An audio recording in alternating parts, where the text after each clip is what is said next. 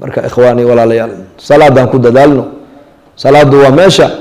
diinteenna maaragtaan qofka diintiisa laga garto weeyaan yaanan qof muslima bilaa salaada xaafadaheena guryaheena yaanan lagu arkin waa ceeb bal waa nuqsaan bal waa khasaare inaad aqalka adigu aad ka soo kacdeen salaada subaxaad ka timiday inaad dadka kale aad kaga timaada iyaka oo hurda waa nuqsaan weeyaan labada qof ee isqabta buu nebigu sheegay waa uu duceeyey nebigu gabadhana wuu u duceeyey ninkana waa u duceeyey ninka buu nebigu yihi habeenkii kaca ee salaata leylka u kaca ee xaaskiisana kiciya hadday diidana biyo yar ku shayriya ilaahay ha u naxariista buu rasuulku yidhi haweeneyda muuminadda ee habeenkii salaata leylka u kacda ee ninkeedana kicisa haddii uu diidana biyo yar ku daadisa taana nebigu waa u duceeyey allah u naxariista buu nebigu yidhi waa naxariis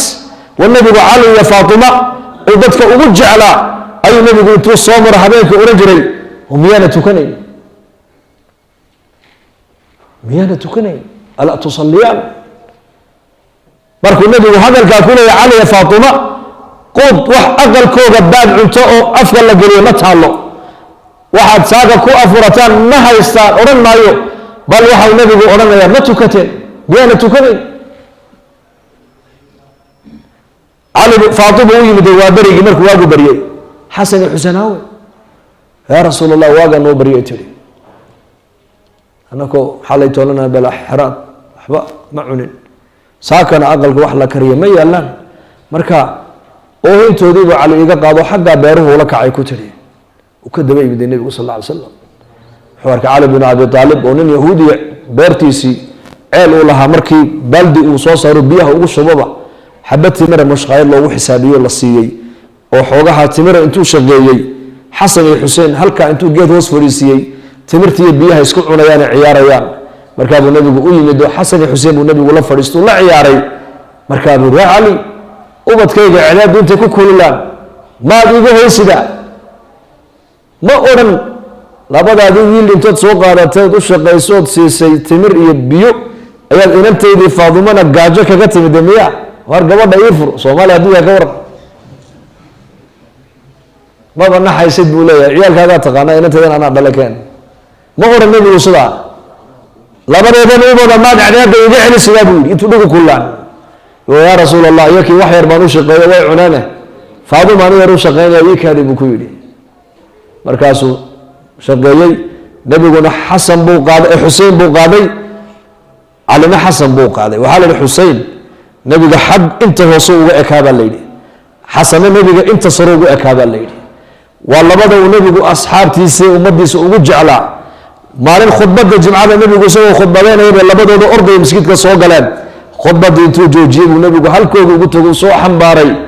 markaasuu saxaabadii nebigu ku yidhi labadaa markaan arka ma joogi kara buu ku yidhi ilaahow kii jeclaadana jeclow kii nacana ilaahow nacbu rasuulku yidhi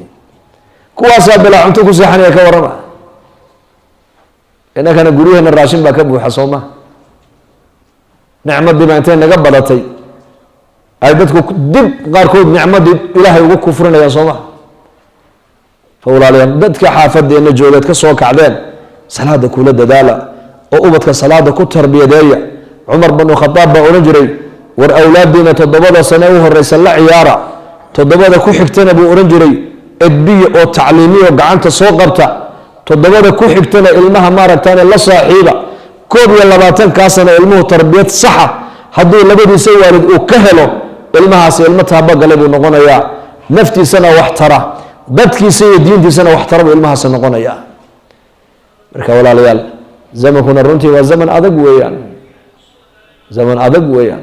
khaasatan dadka dhalinyarada xilli adag bay kusoo dhaceen maanta laakiin badbaado waxaan rajo leenahay maanta rajaan qabnaayo dadaal diineed baa inoo socda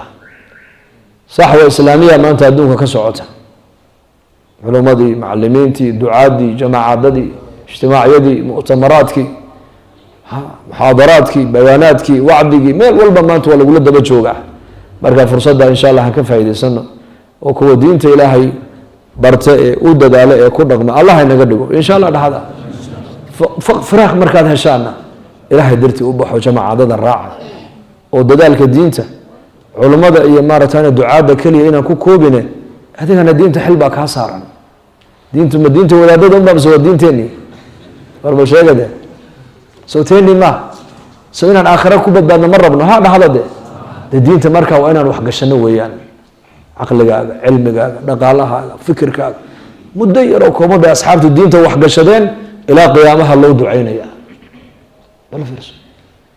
saxaabada rasuulka in yar Abu Hurayra dhowr sano ayuu nabiga la joogay dhowr sano ilaa qiyaamaha loo ducaynaya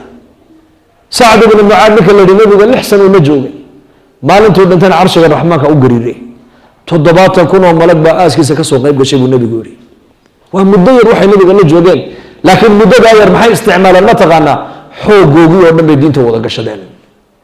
Abu Bakr Siddiq radiyallahu anhu adduunka 20 sano ku dhawaad buu nabiga ag joogay ka soo qaad 20 sano kama badnayn ama dhowr 20 sanadood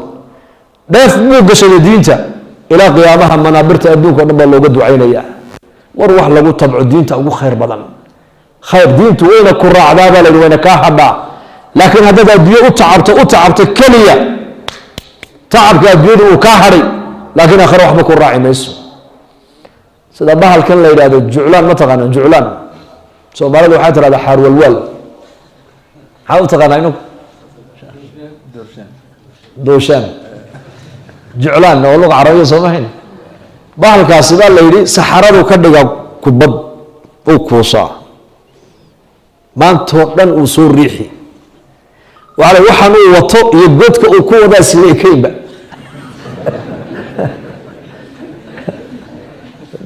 dooshaan saxaradii uu maantoo dhan uu kolba dhinac u soo walwaalayo xagga ula soo dhacayay godkiisii markuu la dul yimaado baa la yidhi godka afkiisa ayaa yar wuxuu watana intan uu leegyahay maantoo dhan buu haddana ku wareegi seed u gelisaa waa u geli waaye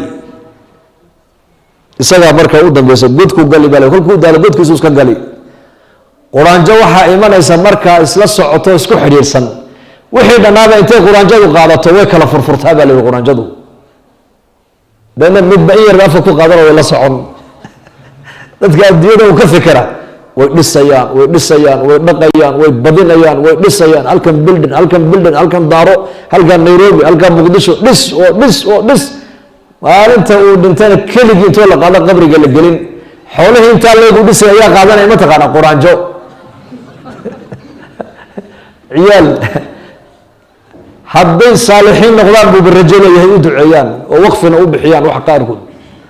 qaarkood maxkamadaha isku haystaan maxkamada anaga Djibouti dadkii wadankaa dhistay malaha qof iyo laba ka nool wixii kale oo dhan intay wada dhinteen ayaa ubadkoogii maxkamada isla taagay inay kala bixi laayeen sabiila oo dhaadhacay marka haddaan adduun ku tacabno adduunku uu ka hariyo dad kale uma qaadan laakiin diinta haddaad tacab gelisid wayna ku raaci wayna kaa hari diintu asxaabta rasuulku diintu wayna raacday oo aakhirana waxaan rajaynaynaa ilaahay inaykiisa yaqiinsanahay ee qur-aanku uu sheegay inay janno wada galeen wayna ka hadhayo waa nakaa diinta manaaficsanayna ilaa qiyaamaha marka insha allah dhahada inakuna inaan diinta markii firaaqaan haysano maalkeenna waqtigeenna aan gelino soo diyaar manihin insha allah dembigeenna allaha dhaaf dembiga waalidiinteenna allaha dhaaf diinta allah inoo macaaneeyo amniga allah inoo ziyaadiyo iimaanka allah inoo adkeeyo dad badan oo walaalaheen oo xanuunsan baa jire oo duca dalbanaya qof walba halku ka bukana caafimaad sariic allah siiyo qaar muraaday leeyina muraadka uga macsilahna gacanta midig allah ka siiyo qaar way bukaana ilaahay caafimaad ha siiyo qaar waa guurdoona gabdho wanaagsan iyo wiilal wanaagsan allah siiyo qaar waa ubadoon weeyana durriyad wanaagsan allah siiyo dalkeenni aan ka soo jeedana nabadiisa allah inoo adkeeyo wixii diinteenni iyo dalkeenni iyo dadkeenna u danana talada allah inoogu dhiibo wixii khayr inoo lahayna allah ina dhaafiyo muslimiinta wixii khayr aanu lahayn allah dhaafiyo wixii diinta iyo dadka iyo dalka u danana allah inoo soo dedejiyo dhibaatadana allah inaga qaado faqriga allah inaga saaro ciriiriga allah inaga saaro cabsidana allah inaga saaro xanuunada la sheegayana allah inaga ilaaliyo dadku hayana allaha ka qaado dembigeena allaha dhaafo dembiga waalidiinteena allaha dhaafo diinta allah inoo macaaneeyo sala allahu calaa nabiyina maxamed